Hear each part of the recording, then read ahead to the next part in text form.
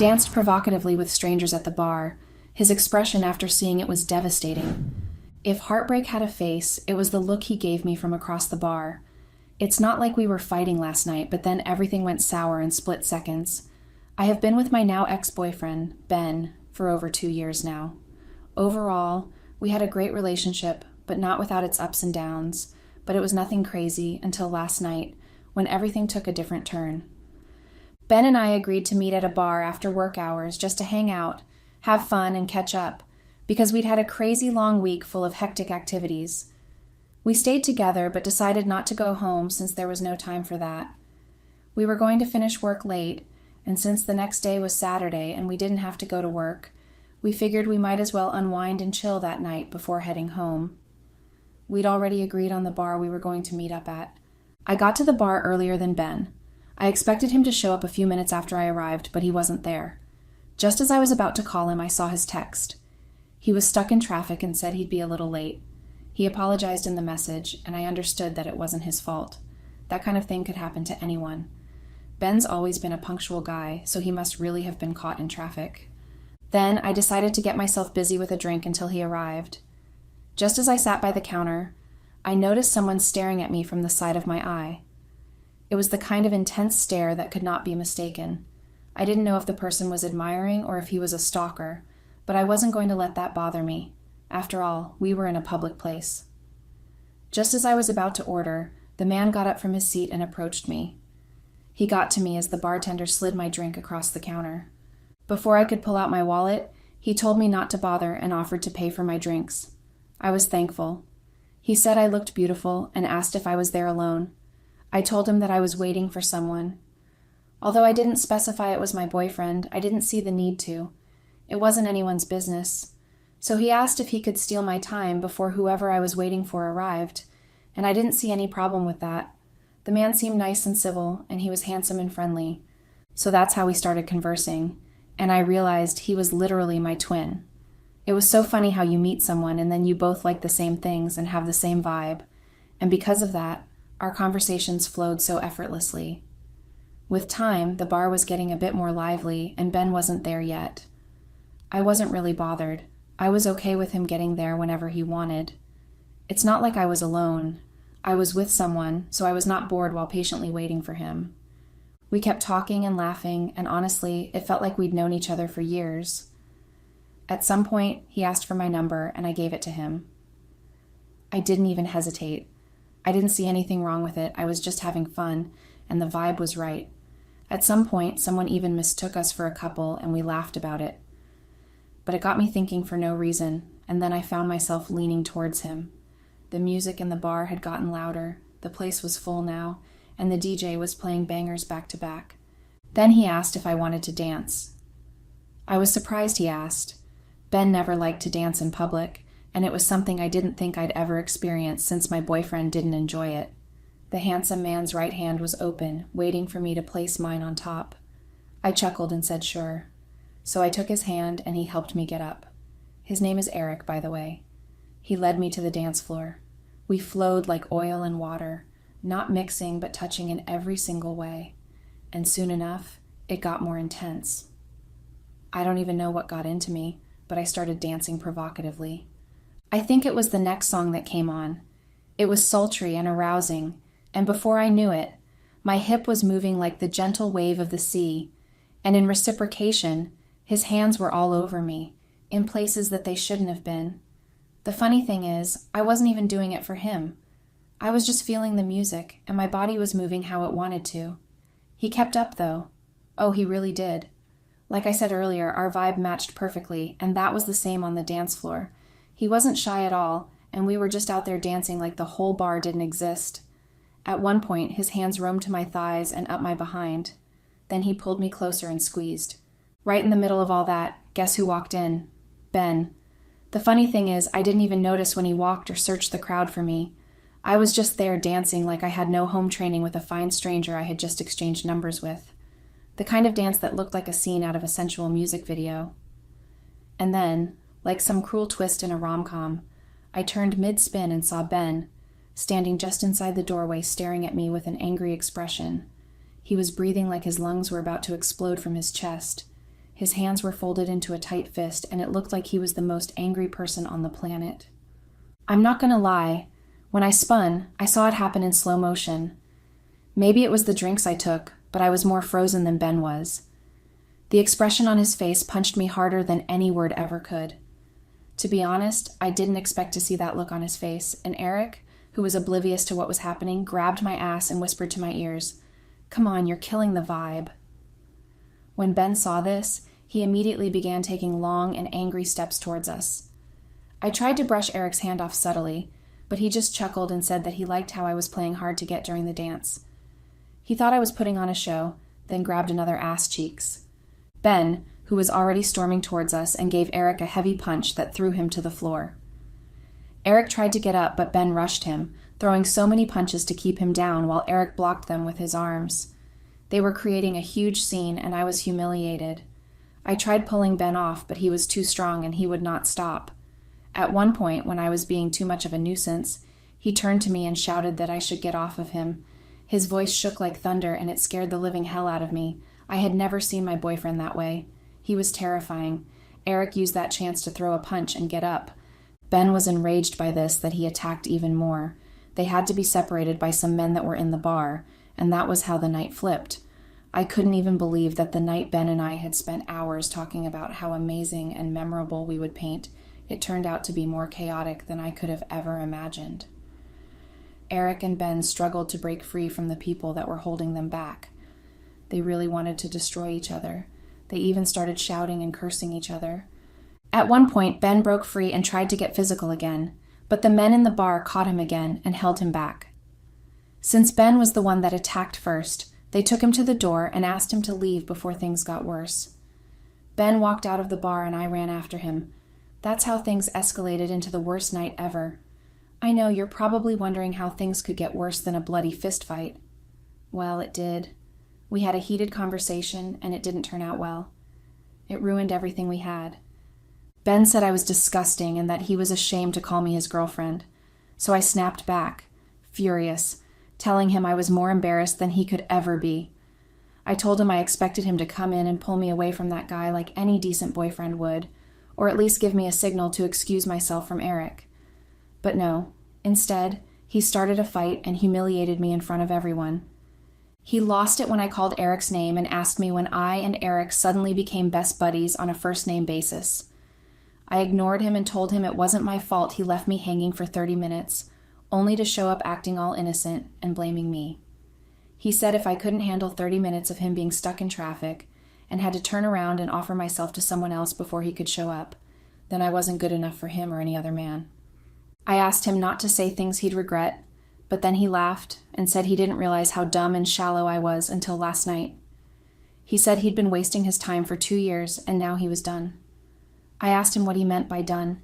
He laughed and told me that he knew that I was stupid, but he didn't think I was that stupid not to understand English anymore. I was so enraged by his insults, I was fed up with them. I told him to stop insulting me, and he told me that I had insulted myself already when I gave myself up for a man that I just met at a bar. I told him that he sounded as though I cheated on him, as though I slept with Eric. I reminded him of the fact that we only had a dance, nothing more, and reminded him that he was the one that disgraced us by acting like a wild animal, just because he saw me dancing with someone else. He scoffed and told me that I was unbelievable and that he wasn't going to stand there and argue with me any longer when it was clearly reducing him to my level. I asked him what level I was at, and he told me that I was a lowlife who had been pretending to be something more, and he couldn't bring himself down to that. Then he just walked out on me. I told him I wasn't done talking. I even kept shouting his name, but he didn't even look back. He left me standing there all alone, and I felt awful. I hated that he tried to make me look like some villain. I mean, I made one mistake. It's not like I slept with the guy or anything. Exactly. I didn't even sleep with him. So I didn't do anything that worse to deserve that reaction from him. I was just having a good time. Gosh, I never knew Ben was so stuck up. Because why the hell was he trying to make it look like I committed the greatest sin in the world? If you look at it from my point of view, I didn't do anything wrong. Yet Ben was behaving like I cheated on him. Nothing happened. Eric didn't even try to kiss me, although I don't know if our dance would have escalated into something else. Eric was really charming, and we were like two sides of the same coin, on the same wavelength. After Ben left, the words he said to me began echoing inside me, and they made my heart so heavy. I sat outside crying because I just couldn't believe the way he'd spoken to me. I never expected him to act like that, so rude and so cruel. He left me out there all alone at night. It took a while, but when I finally stopped crying, I let all my anger out. I went home, but Ben had locked me out. I knocked on the door, but he didn't answer, acting like he couldn't even hear me. I called his name from outside, telling him that he was taking things too far and that I needed to come inside. After knocking and talking for almost 15 minutes without being able to convince Ben to come open the door, I concluded that he wouldn't open it. I knew I needed to find an alternative, but I didn't know where else to go. I thought about going to my friend's place, but it was too far, and I couldn't just sleep on the street. I couldn't understand why Ben would be so heartless, locking me out like that, so I decided to reach out to the only other choice I could think of, Eric. I felt so lucky that I took his number.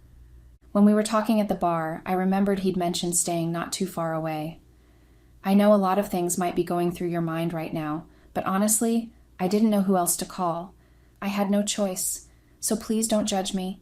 Besides, it's not my fault. Ben was the one that pushed me to make such a desperate decision.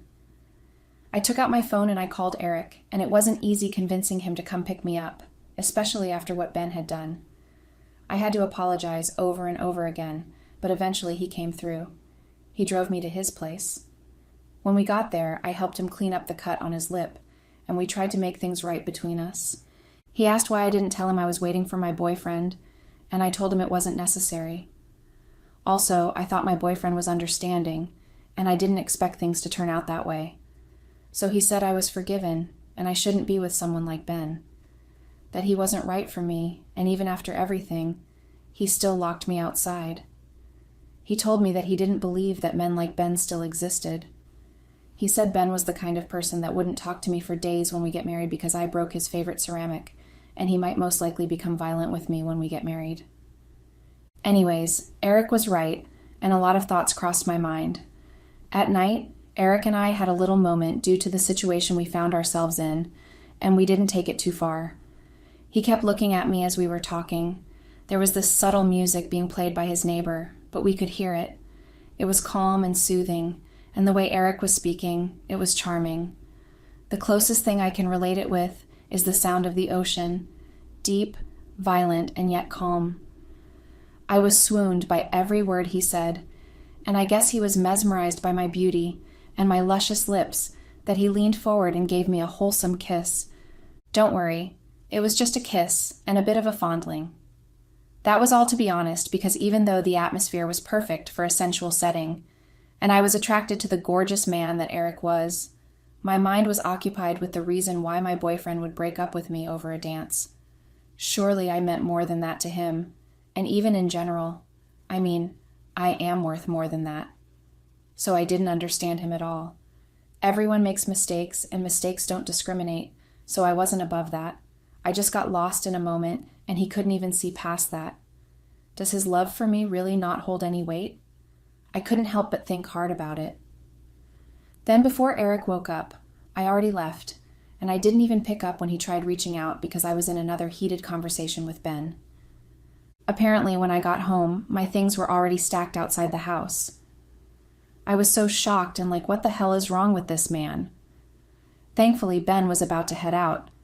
So I approached him and asked why he would throw my things outside, and he said he pays the rent so he decides who stays or not. I was stunned.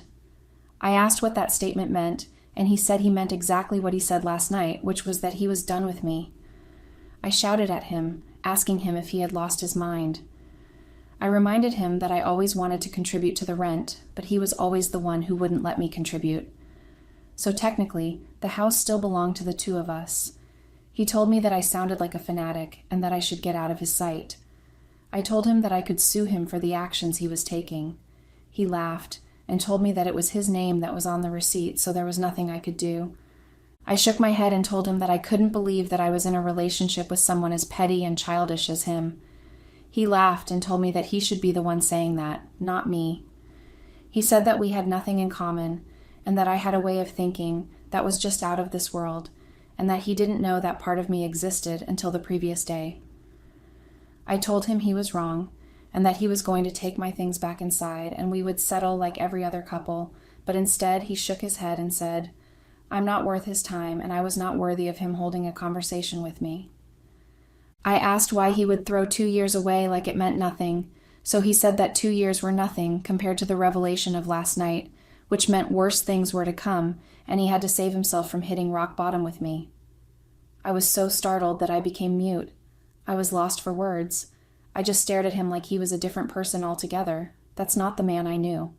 How dare him talk to me in such manners without being considerate of my feelings and emotions? He told me that he wouldn't let me waste any more of his precious time. Right after he said those words, he got into his car and drove away. My heart sank.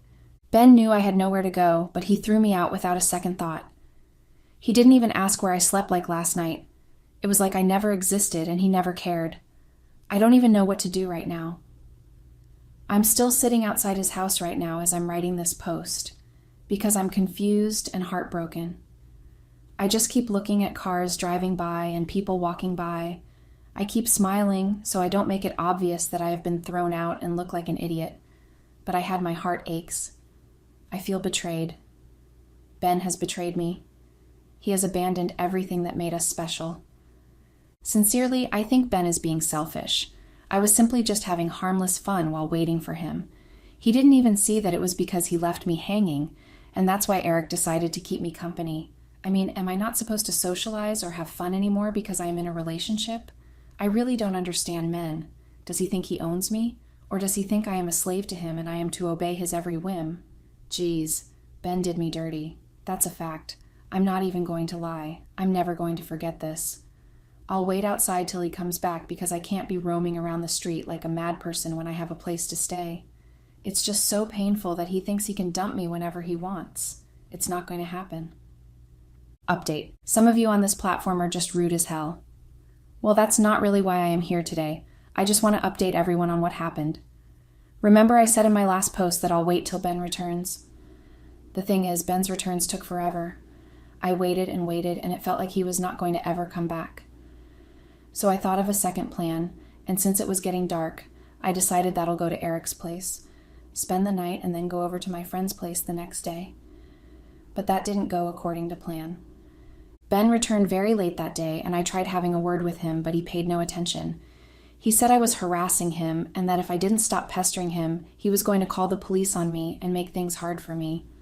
That was when I realized that he wasn't going to change his mind because it was already dark, and yet he didn't care about where I'd end up. So I left angrily. I managed to get to Eric's place since he wasn't picking up my calls, and when I got him there, I was faced with another surprise.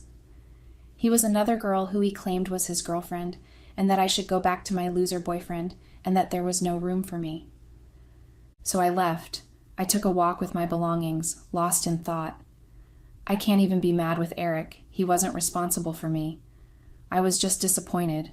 The person I was mad at was my boyfriend, Ben. He had the guts to humiliate, break up with me, and send me out of the house without even looking back. Ben is one selfish man who only cares about himself. Is it my fault that I was attractive enough for a stranger to ask me to dance? And maybe I dance inappropriately. And so what?